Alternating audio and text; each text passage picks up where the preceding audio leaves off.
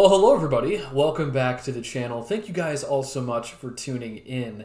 I want to begin first by giving a huge thank you to those that have subscribed thus far. We are currently at 55 subscribers. Now, I know there are large weather YouTubers out on the platform, and really just large YouTubers in general, that have way more subscribers in this channel. But I gotta say, I'm very humbled by the support we've had thus far. Really do appreciate it. And as a reminder, once we hit 1,000 subscribers, I will be doing a charity stream for St. Baldrick's where my hair will literally be buzzed off and will be donated to children suffering from pediatric cancer. So I really do want to hit 1,000 subscribers. Remember, that's going to be a charity stream. And also as a reminder, this channel is not monetized. I do have a consulting company called Prestige Weather, where we provide one-on-one weather consulting, but that of course is separate from the YouTube channel. That's the only place that I'm making money, folks. So this YouTube channel is just strictly for free content to inform you guys about weather changes that we see impacting your day-to-day lives.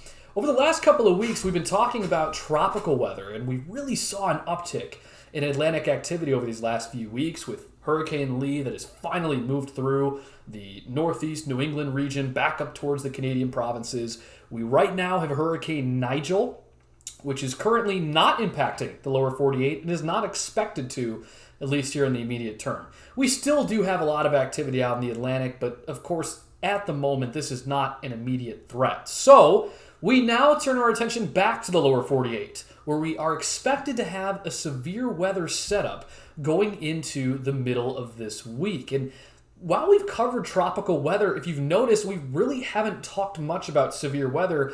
And the reason being is because it's been pretty quiet over the last few weeks span, right?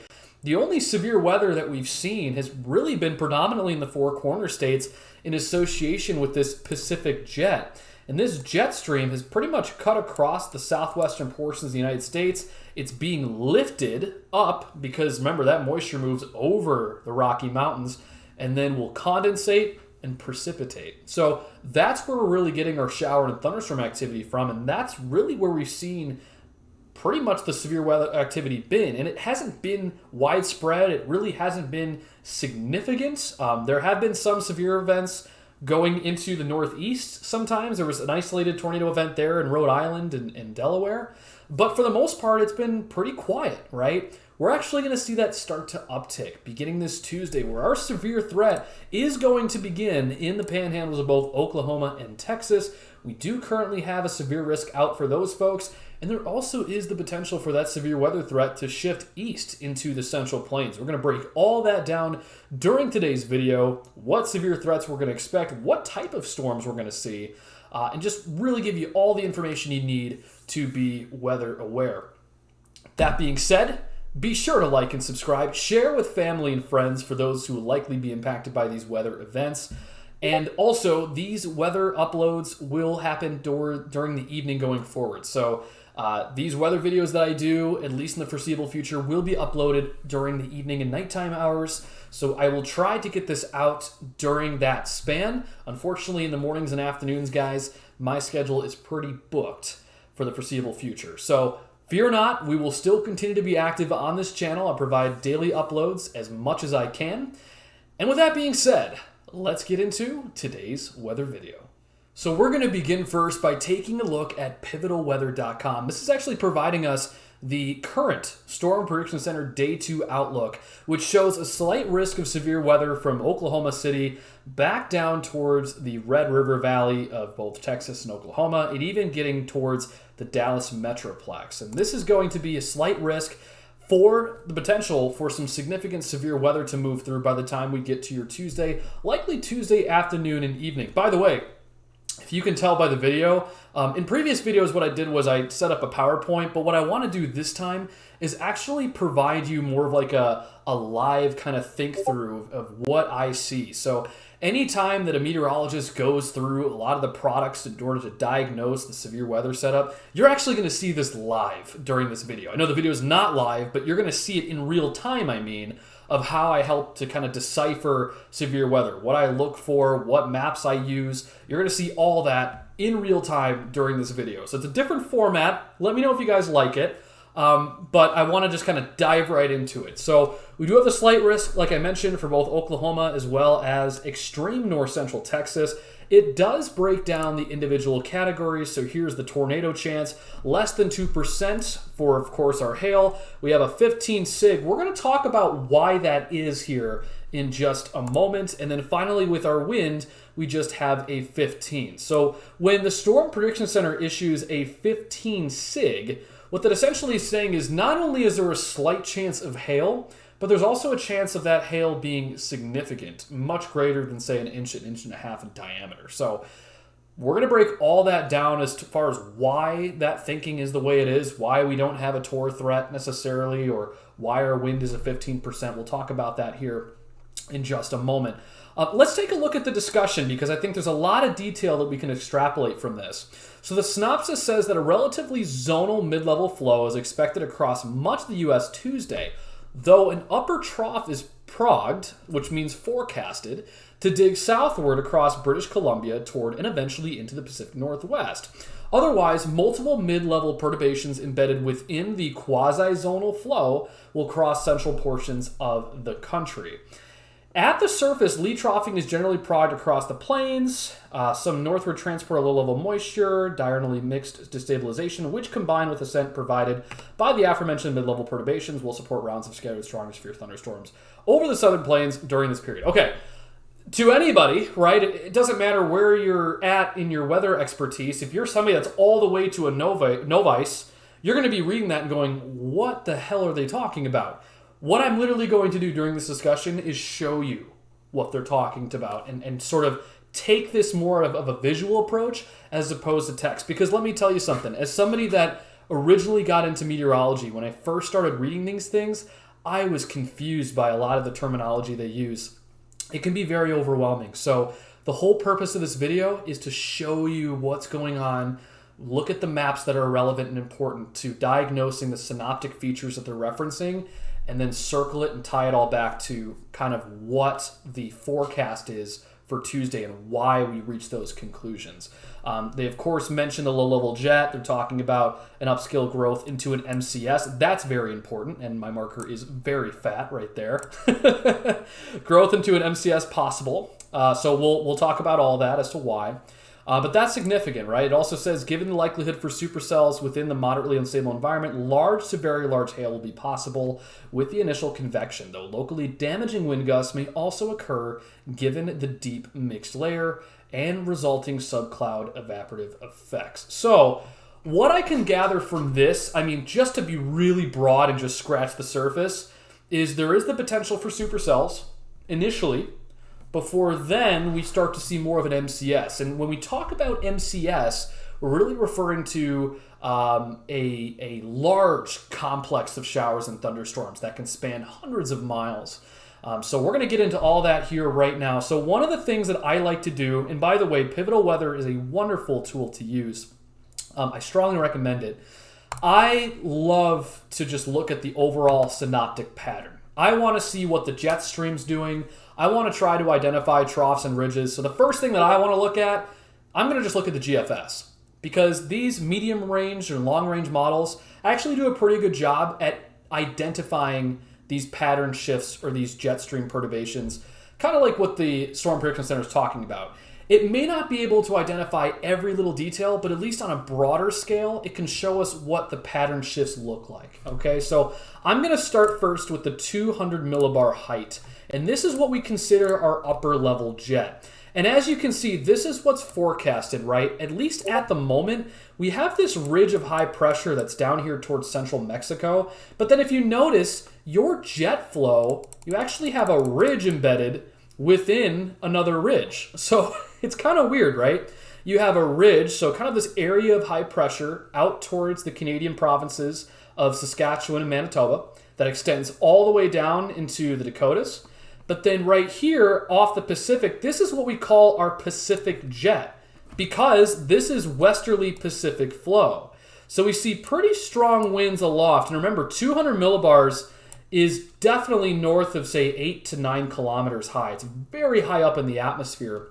And our strongest winds take place at this level. So the 200 millibar height reference helps us as meteorologists to really determine what is going on with our upper level jet. And as you can see, we clearly have Pacific moisture that is moving from the west towards the east-northeast, which is why earlier on in the video you saw all that convection across the Rockies, because that Pacific air is moving right upslope over the Rockies, and that air at some point has to condensate, and then it precipitates.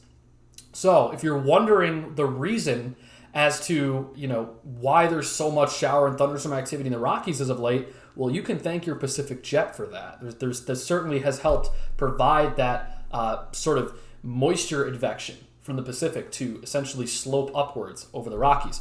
This same jet is going to be responsible for the severe weather we see moving forward. And as you notice, just looking at our bar here, these winds aloft are anywhere between, say, 80 to upwards of 90 knots. That's really strong wind aloft that's going to be moving through this area. As we go forward in time, though, watch what happens. So this ridge continues to move off to the east. Our area of focus with our Pacific jet continues to eject eastward, bringing much of that upper level flow into the panhandle of Texas as well as the New Mexico area. Let's actually click off of that here. And as we go forward, again, that's just going to continue to strengthen over time. We'll talk about later on this week what happens with this jet pattern here in a moment. But just understand, very strong winds aloft here over the next 24 to 48 hours, especially as we get into Tuesday, where our main threat for severe weather is going to be near the panhandles. Our next area to look at is the 500. This is our jet stream level. And if you watch the news anchor or the TV meteorologist, one of the first things they're going to look at is this map, because many of you guys are familiar with the jet stream. 500 millibar is really not only the jet stream, but the middle point between our upper level jet and our lower level jet.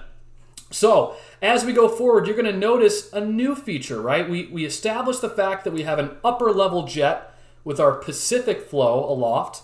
We still have that here on the 500, but notice there's a little bit of a trough, right? And our troughs are typically associated with areas of low pressure that ejects northeastward through Arizona and eventually making its way back into Texas. It's a very small perturbation. They talked about that on the SPC discussion. So if you're wondering, what the hell does perturbation mean?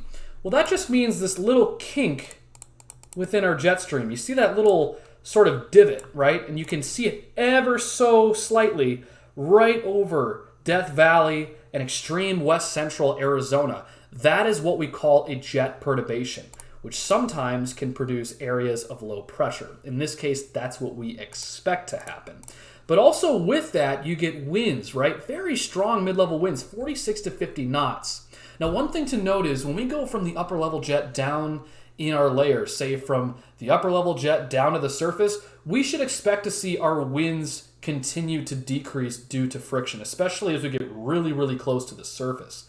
So our winds subsequently are weaker than what we saw with our upper level jet, but notice they're still very strong. We got southwesterly winds, 50 knots according to the GFS. This would take us into Wednesday evening, right? So this is well ahead of what we're really talking about. As a matter of fact, our main focus is going to be out this way. So keep in mind, this is system number 2. The real system that we need to focus on is what happens downstream. You see that little perturbation that takes place here on the GFS? This is actually our little disturbance here that we need to focus on. The main severe threat is, like I said, Oklahoma and Texas, but notice that that jet flow, that divergence aloft, extends all the way to the Red River Valley, where we have areas of 40 to 50 knots of mid-level shear. That's very strong for severe weather.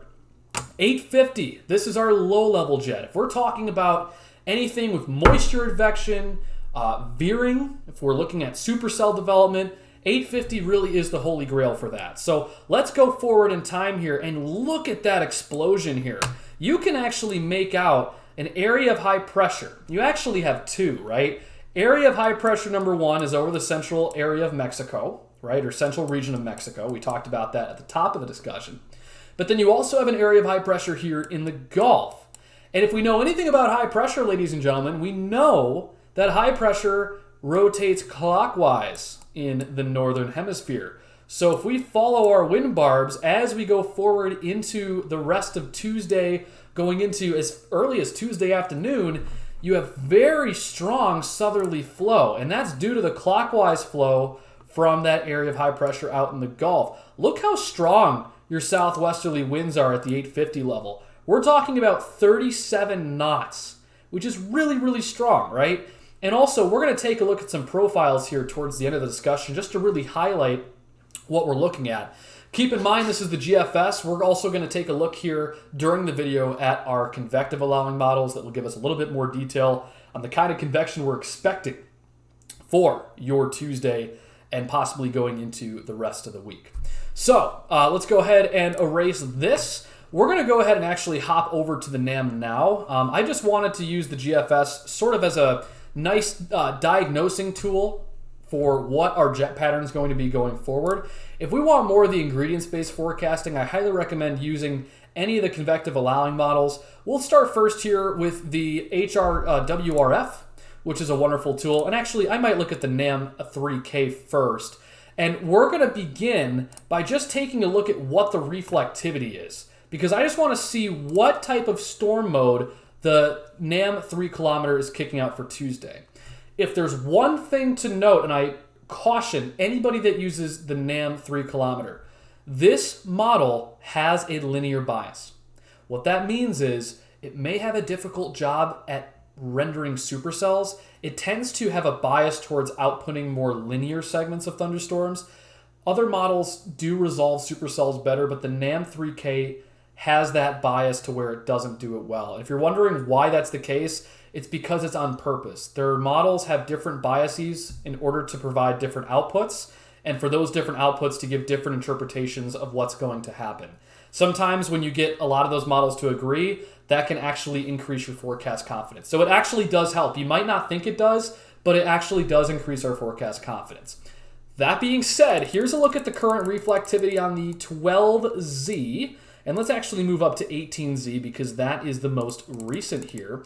You do have an area of showers and thunderstorms that do fire off later on this evening. There is a marginal risk for the panhandle of Texas that is going to be very isolated in nature.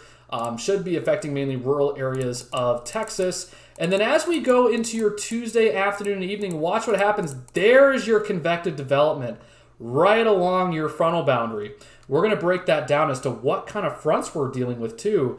But you notice that there's not much supercell activity. I cautioned you early. I said that they do a very good job at outputting supercells. And when I mean they, I mean the NAM 3K. We're going to take a look at some other cams here in a second. But it is showing some pretty robust deep convection moving through Oklahoma, going into tomorrow evening, and then even north of Oklahoma City, showing this bowing line of thunderstorms. This is what we refer to as a MCS, a large complex of thunderstorms that typically carry some pretty strong winds with it, and that continues to dive east-southeast through the evening. So let's look at one more rendition of this before we look at some of the ingredients for how we're forecasting these systems. And here's the ARW interpretation.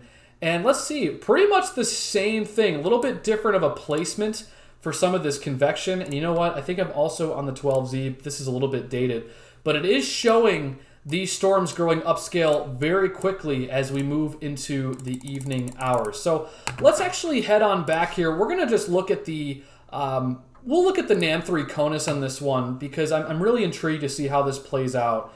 So we'll look at the HER, of course, going into tomorrow and give you a different perspective on it. I just want to be able to get a sounding.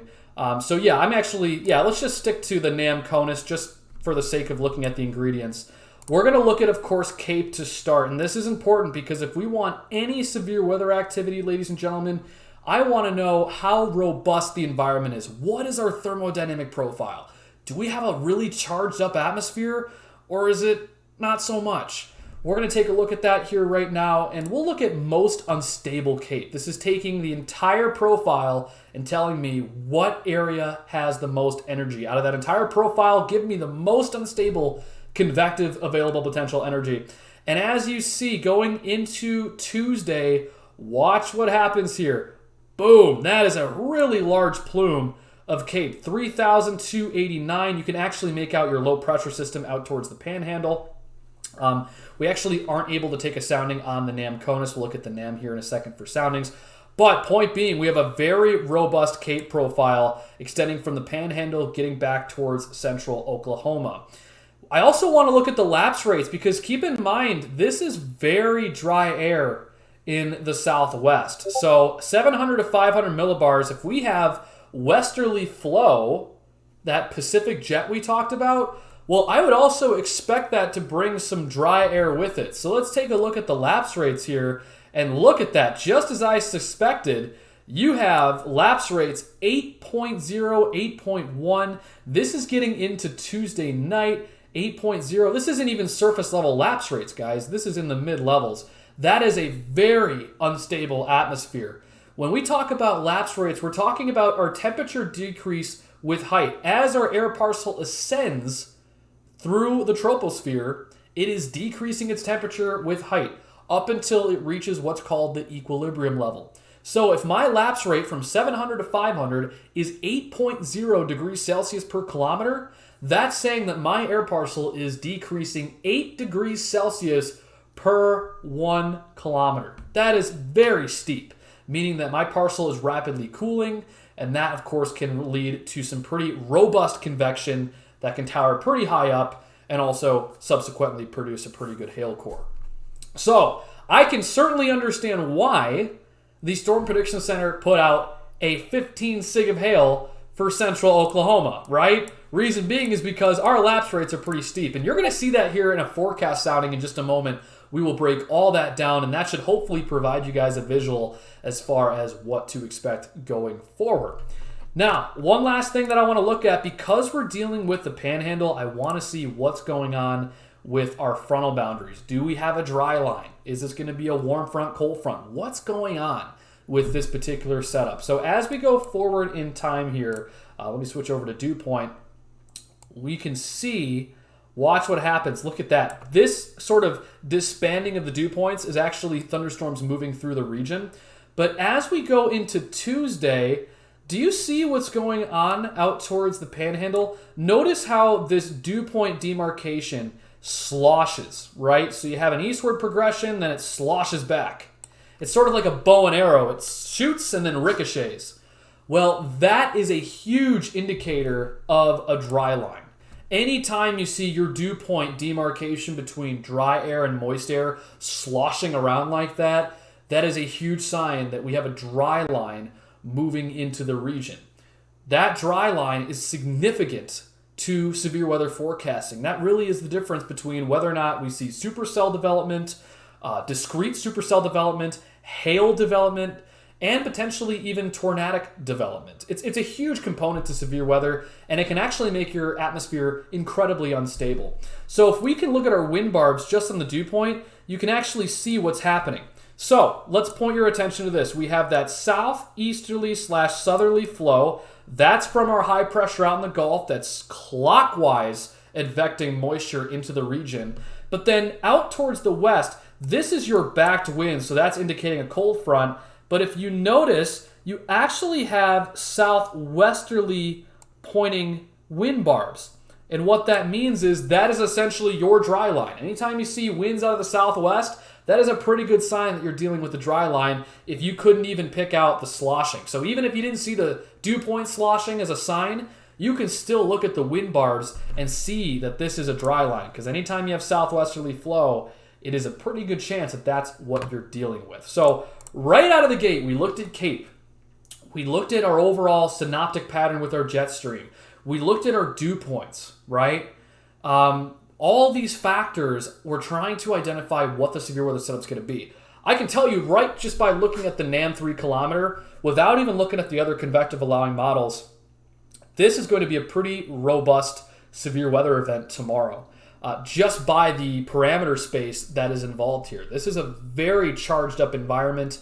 You have a dry line component, a warm front, cold front, pretty nice moisture advection, and a well-established boundary component that's going to help to provide lift as well as instability for this setup, and the moisture as well. Anytime we talk about severe weather forecasting and meteorology, we look at SLIM: shear, lift, instability, and moisture.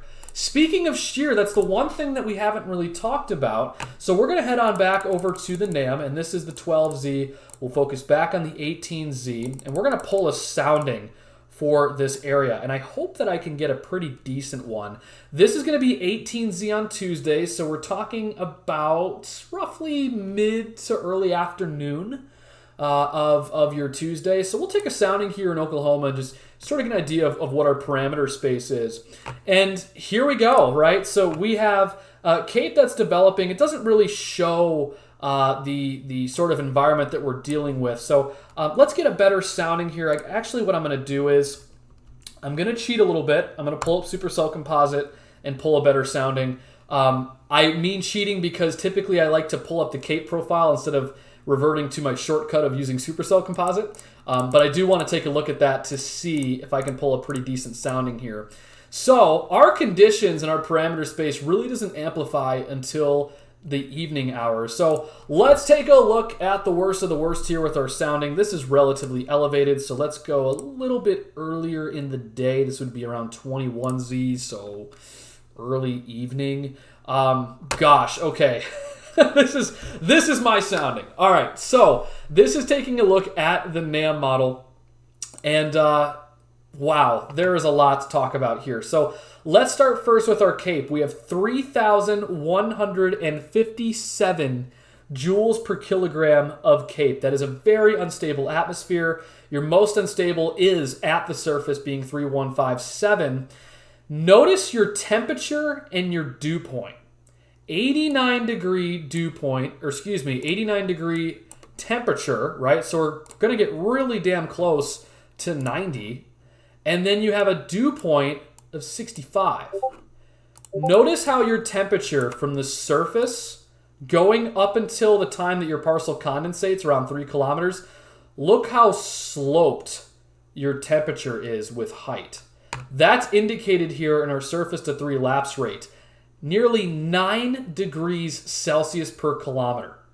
That is incredibly steep. That's meaning that when we start at the surface and continue to decrease our temperature with height, it's decreasing at 9 degrees Celsius per kilometer. That is very unstable atmosphere. Not even that, but look at your 3 to 6. So our surface to 3, so from the surface to 3 kilometers, is forecasted to be 9.0. Beyond that point, from say 3 to 6, 7.3. So this air parcel is cooling pretty rapidly with height. Also, our EL, our equilibrium level, the level of which our air parcel's temperature is equivalent with the environment and becomes stable, is at 12 kilometers, meaning that these storms are going to tower pretty high. We could potentially see storms towering north of 35 to 40,000 feet in some of these early discrete supercells that we see. Also, look at our shear, right? 22 knots from surface to 1, 42 knots from surface to 3, and then we also have our bulk effective shear essentially being 36 knots. This is really impressive. Honestly, guys, surface shear of this magnitude at the surface to 3 and surface to 1 kilometer is really strong. It's more enough than you need for robust updraft development. Your helicity values are 168 and 400, meaning that our updrafts are turning with height. That is very, very good to see if you're looking for potential robust severe weather development. And also take a look at our hodograph. This is showing the veering with height. And this is, of course, talking about our wind vectors. If you notice this cyclical shape, that is indicating that our profile is veering with height. So if you're looking for rotating updrafts, you will certainly get that, at least according to the NAM, because your wind barbs start from the southeast and your winds start from the southeast, and as they move with height and you go up with height, you notice the winds go from the southeast to the southwest to the west. Even if we didn't look at a map for a dry line, the fact that we have southeast, south, southwest, that is showing us warm air advection with a warm front and moisture advection. You have a dry line component, and then you have westerly flow aloft. So if you're wondering why your air parcel is condensating at 3 kilometers, it's because you have Pacific moisture that's riding over top of this really dry boundary layer, right? I mean, you have 65 dew point, that's moist, But in terms of the boundary layer, it's very deep. It starts elevated. LCL is at 1 kilometer off the ground. So what I'm trying to say, guys, is this is a very unstable atmosphere that we're dealing with. This is a very unstable profile that we're talking about, and this is taking a look at central Oklahoma. So if anything we can take away from this, it's that our lapse rate, our temperature is decreasing rapidly with height. We are not condensating our air parcel until about 1 kilometer off the ground. So overall, our temperature and dew point are very far apart, so our relative humidity is rather low. Again, we have a dew point of 65, but the RH is rather low because our temperature and dew point are so far apart. They don't come together until about 1 kilometer to 1.5 kilometers. So essentially what this is we have a dry line at the surface, and then you have moisture from the Pacific riding over top. So you have moisture coming up from the Gulf at the surface. You then have a dry line component slightly aloft.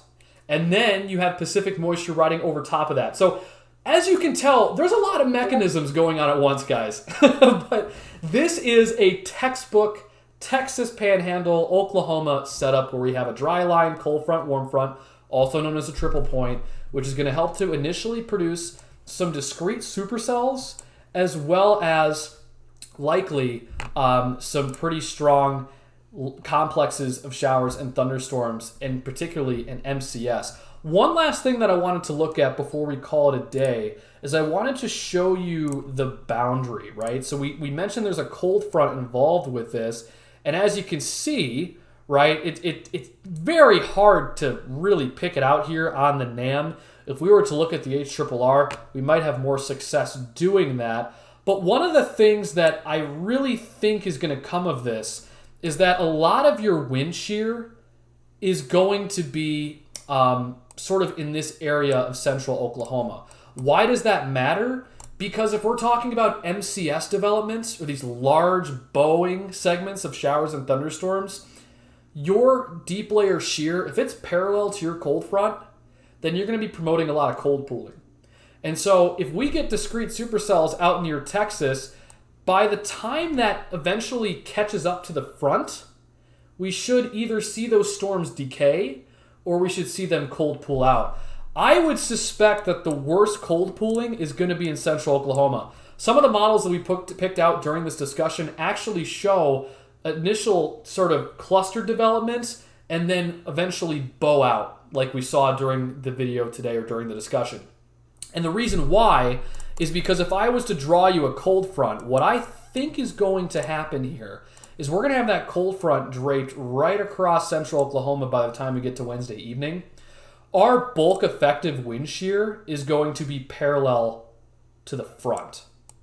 And when that happens, that promotes cold pooling, meaning that these storms are essentially going to push out little cold fronts, their own miniature cold fronts.